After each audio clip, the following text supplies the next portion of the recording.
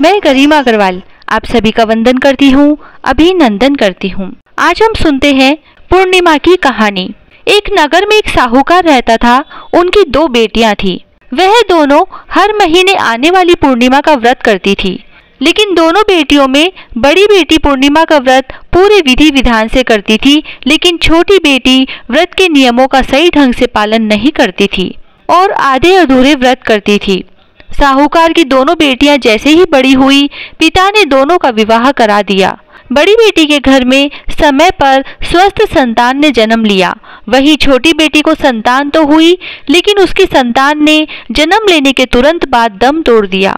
इस तरह छोटी बेटी के साथ लगातार 2-3 बार हो गया। फिर उसने एक ब्राह्मण को बुलाकर अपनी पूरी गाथा सुनाई और इसके उपचार में उपाय बताने के लिए कहा। ब्राह्मण ने उसकी सारी बात सुनी और कहा कि तुमने पूर्णिमा के व्रत तो किए हैं, लेकिन हमेशा अधूरे व्रत करे हैं, इसीलिए तुम्हें व्रत का पूरा फल नहीं मिल रहा है। तुम्हें तुम्हारे अधूरे व्रतों का दोष लग रहा है। ब्राह्मण की बात सुनकर छोटी बेटी थोड़ी दुखी हुई। फिर उसने पूरे विधि विधान से पूर्णिमा व्रत को करने का निर्णय लिया, लेकिन पूर्णिमा आने से पहले ही उसने एक बेटे को जन्म दिया। फिर से जन्म लेने के साथ ही बेटे की मृत्यु हो गई। हर बार ऐसी घटना से साहूकार की छोटी बेटी काफी दुखी हुई और फिर उसने अपने बेटे के शव को एक पीढ़े पर रखा और उसे कपड़े से इस तरह से ढका कि किसी को पता न चले। इसके बाद उसने अपनी बड़ी बहन को बुलाया और उन्हें बैठने के लिए उसने वही पीढ़ा दे दिया।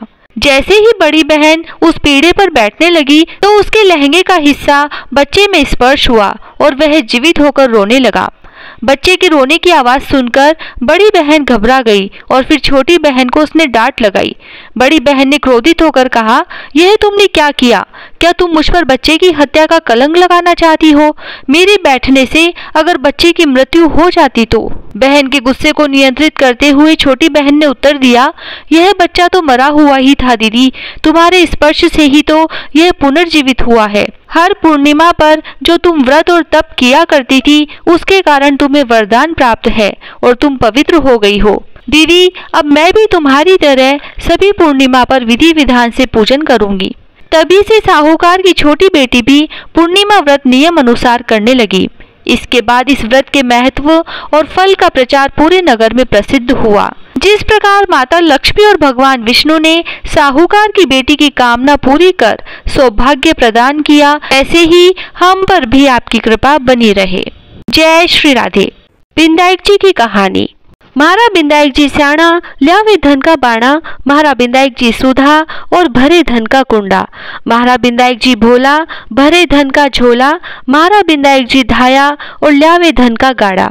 बिंदायक जी बाबा भरिया आयो रीता जाइजो, बिंदायक बाबा रंगो चंगो फिरे बाड़ी में भरियो सुरंगो, राज ध्यावे राजने में महाका सुहाग ने। पोता भूखी राबड़ी दोयता भूखी खीर, मीठी लागे राबड़ी खारी लागे खीर।